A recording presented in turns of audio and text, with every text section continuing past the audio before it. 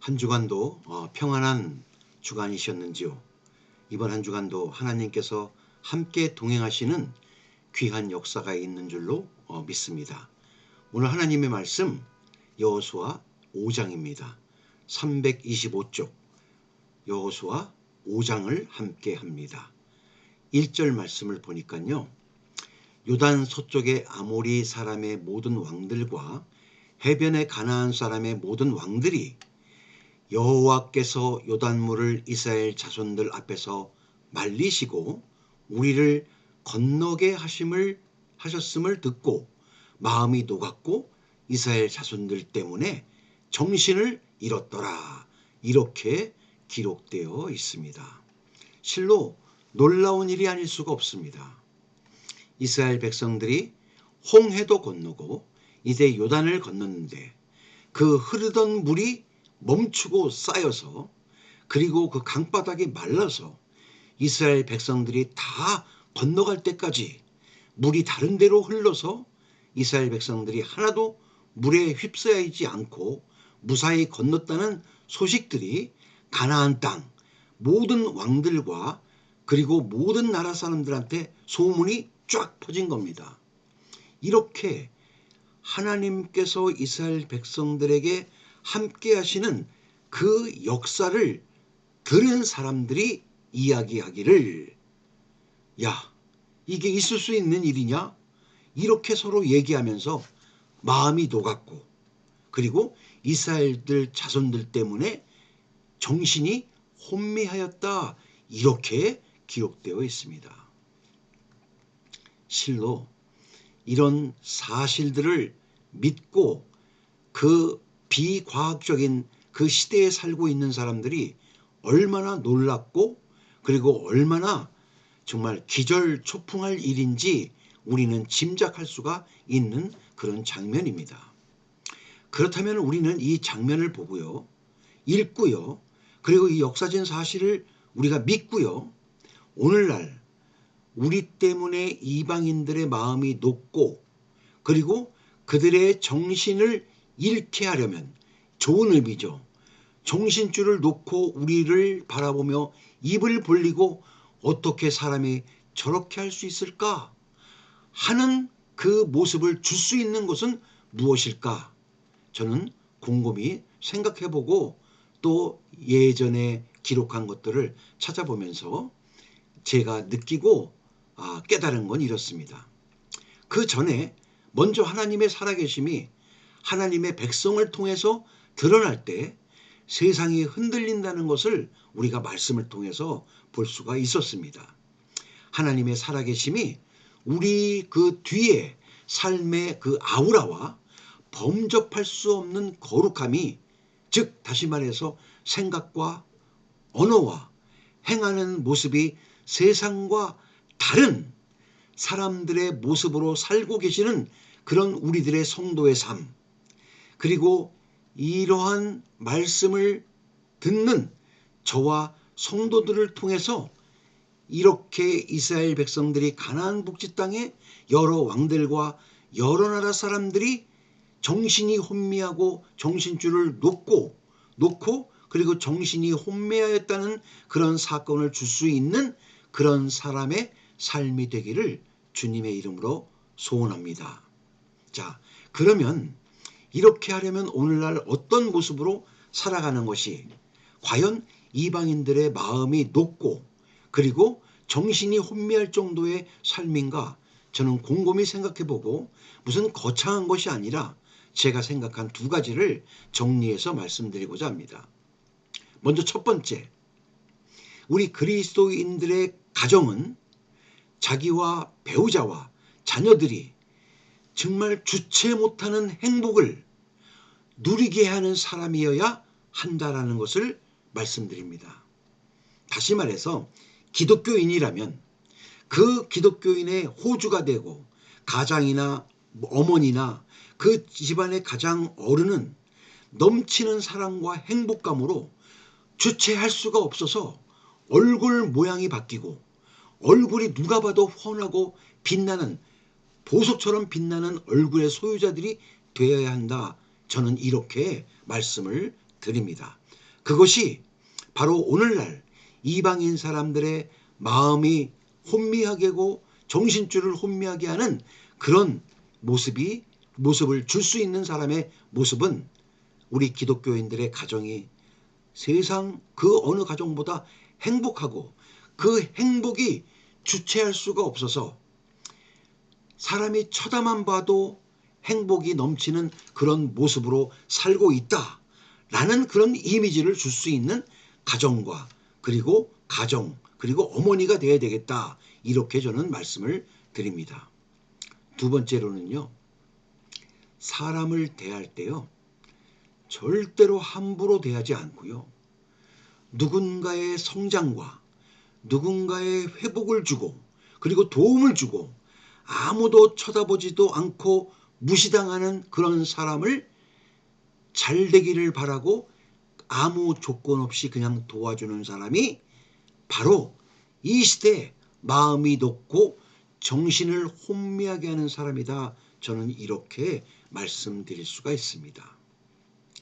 같은 가정, 그리고 같은 그 공동체, 그리고 이웃들에게도 함부로 대하고 막대하는 사회가 오늘날의 사회인데, 그 사회 속에서 사람들을 버리고 쳐다보지도 않는 그 사람들에게 아무 조건 없이 잘해주고 그 사람이 성장하고 일어서는 데 도움을 줄 수 있는 마음과 언행과 행동을 가진 사람이야말로 이 시대에 많은 이방인들에게 마음을 녹이고 정신을 혼미하게 하는 사람이다.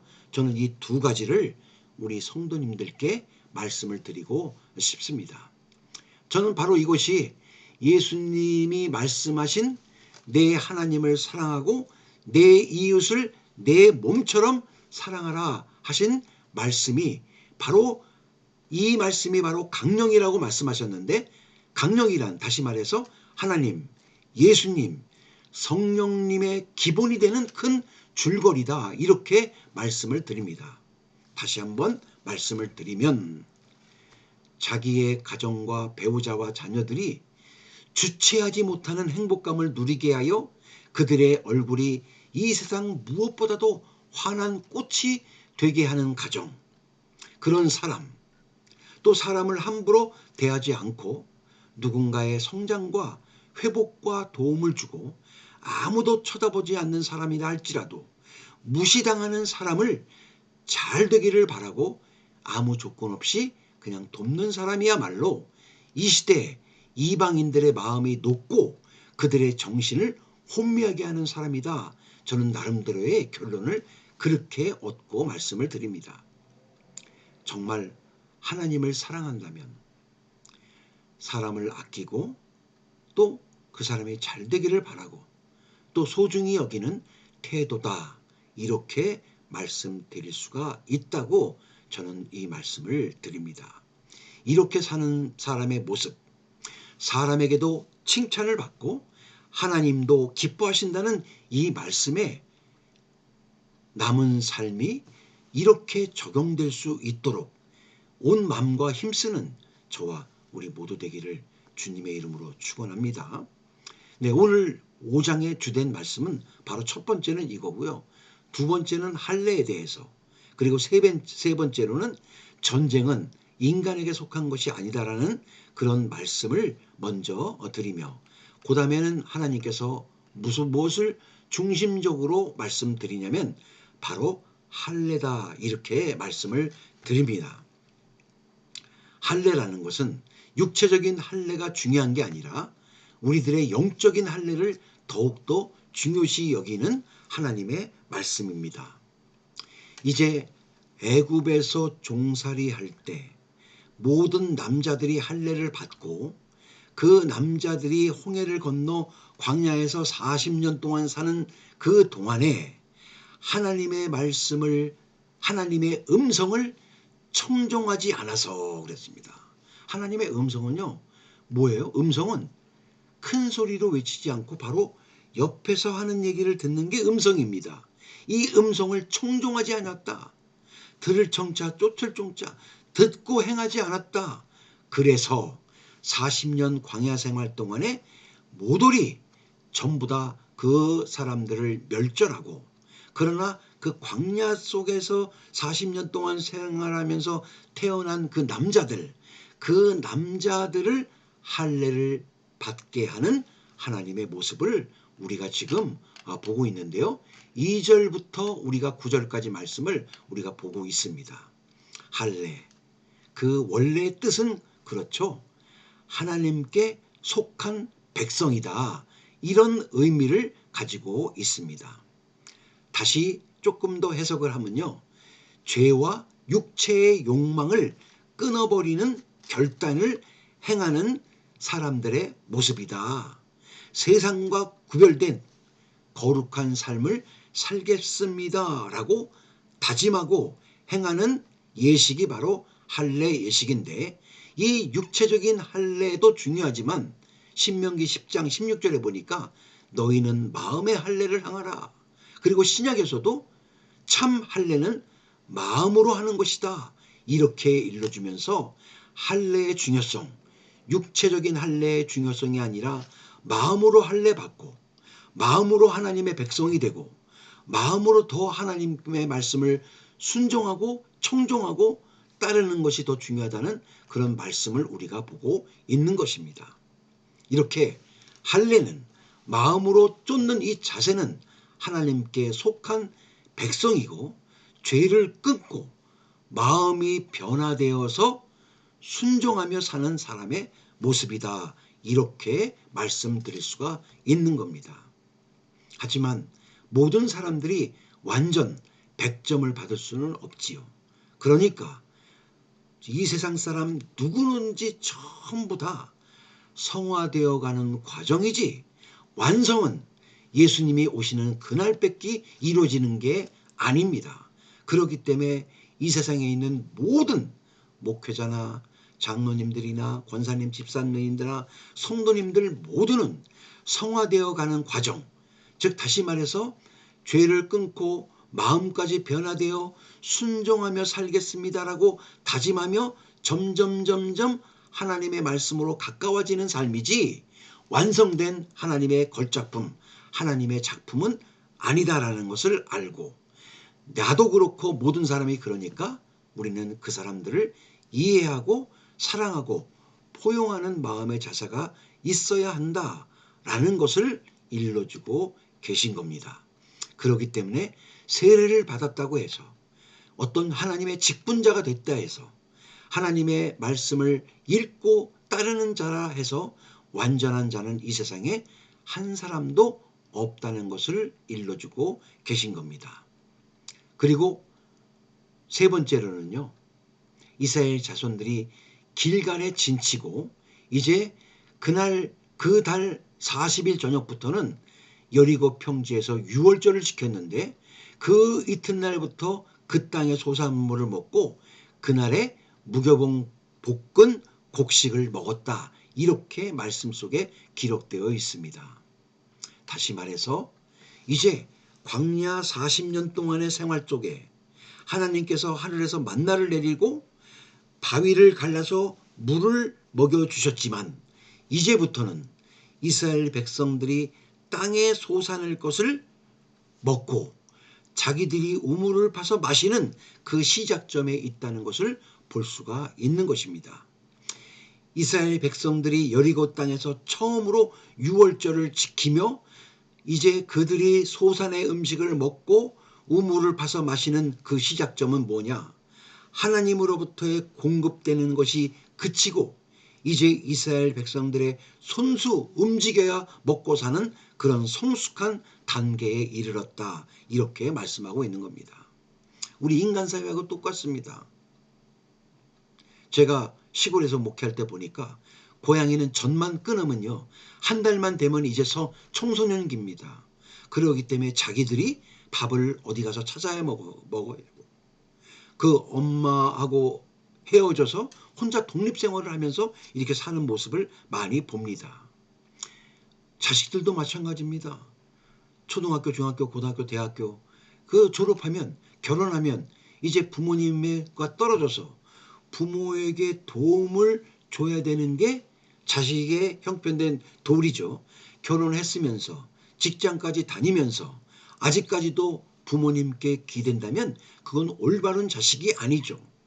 이렇게 이스라엘 백성들이 요단강을 건너고 이제 여리고 그 평지에서 유월절을 기억하며 지키며 그 다음 날부터 자기네들이 그 땅의 소산물을 먹기 시작했을 때부터 하나님과 이제 공급은 끝나고 인간들이 성숙한 단계로 접어드는 그때에 이제 성숙한 단계에 접어드는 모습을 볼 수가 있는 겁니다. 저는 오늘 많은 그리스도인들이 이제 성숙의 단계에 접어들어서 하나님께 수많은 감사와 수많은 기쁨과 수많은 은혜의 기도와 찬양을 올려드리고 그렇게 살면서 정말 내 힘으로 안 되고 하나님이 공급해 주셔야만 되겠다는 간구사항이 있다면 하나님께 특별히 간구하고 의지하고 하나님을 신뢰하는 기도를 드리는 모습이 성숙한 성도님들의 모습이다. 이렇게 저는 말씀을 드리고 있는 겁니다. 언제까지 이렇게 유월절을 지내면서 다시 말해서 구원의 은혜와 그 사랑을 기억하는 축제면서 그리고 할례를 통해서 자격을 갖춘 자들이 언제까지 하나님 이거 주세요. 하나님 저것도 이루어주세요. 이렇게 해주세요. 저렇게 해주세요. 라고 어린아이처럼 응석을 부리는 것은 온전한 성도들의 모습이 아니라고 생각하며 이제는 하나님이 젖과 꿀이 흐르는 약속의 땅에서 책임있게 살아가라는 성숙의 단계로 진입했음을 보여주고 있는데 바로 이 말씀을 듣고 있는 우리들은 성숙의 단계로 접어든 하나님의 백성들이다. 이렇게 믿으시고 성숙의 단계란 여태까지 받아오고 은혜로 주시는 모든 것을 받았다면 이제부터는 내가 그 받고 누리는 모든 것으로 베풀고 섬기는 사람이 되어야 되겠다 다짐하시는 모습이 성숙한 신앙인의 모습이다. 저는 이렇게 말씀을 드립니다. 마지막으로 이제 여호수아가 여리고성에 가까이 이르렀을 때 눈을 들어보니까 어떤 사람이 칼을 빼어 들고 있는 겁니다. 여호수아가 가서 물어봅니다. 너는 우리를 위하느냐? 저 적들을 위하느냐? 이렇게 물어보니까 우리는 아니다. 난 아니다. 나는 여호와의 군대 장관으로 내가 지금 여기 왔다. 이렇게 얘기하는 겁니다. 그러면서 여호수아가 땅에 얼굴을 대고 절하고 내 주여 종에게 무슨 말씀인지 하시옵소서라고 이렇게 얘기를 합니다.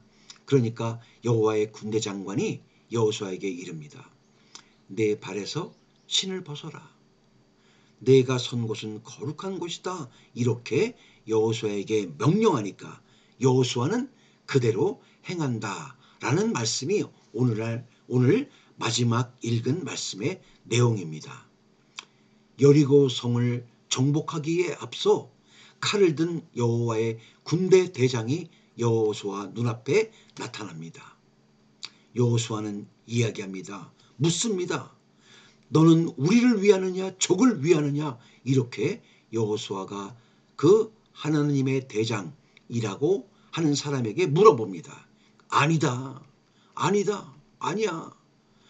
나는 하나님이 우리 편이 되어달라고 요구하는 것이지 우리가 하나님의 편에 서 있는가 요구하는 것이지 이것이 더 중요한 것이지 너는 지금 무엇을 물어보느냐.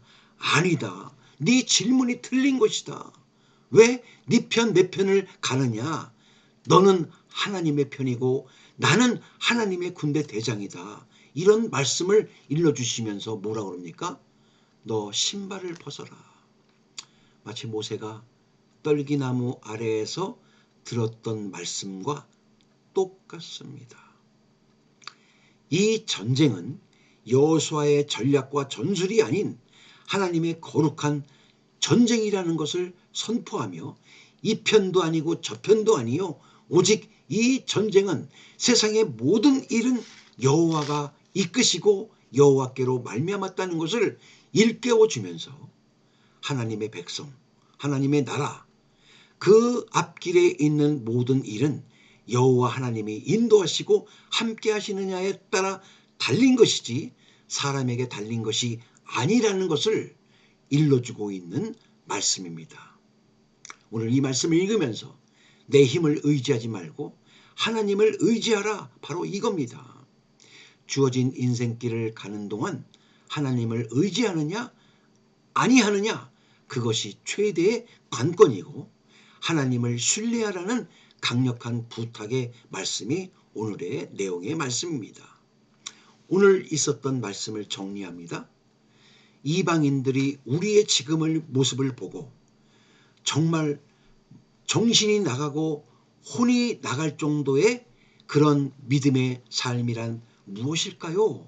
라고 했을 때 우리는 정말 아무런 조건 없이 나약하고 힘없는 사람을 감싸주고 잘되기를 바라고 북돋아주는 그런 사람이 되어야 되겠다라는 것을 하나님의 말씀을 통해서 일러주고 계십니다. 그리고 할례를 받아라. 마음의 할례를 받아라.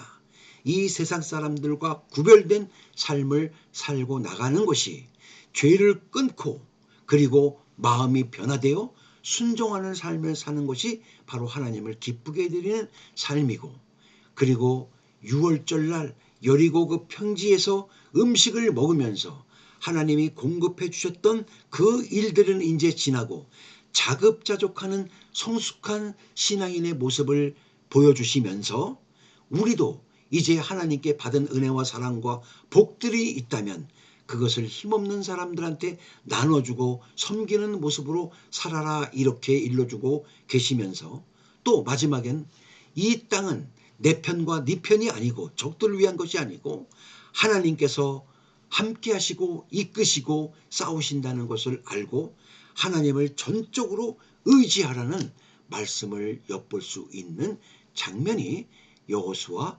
5장의 말씀이었습니다. 이 말씀 마음으로 깊이 묵상하시면서 사시는 저와 우리 모두 되기를 주님의 이름으로 축원합니다.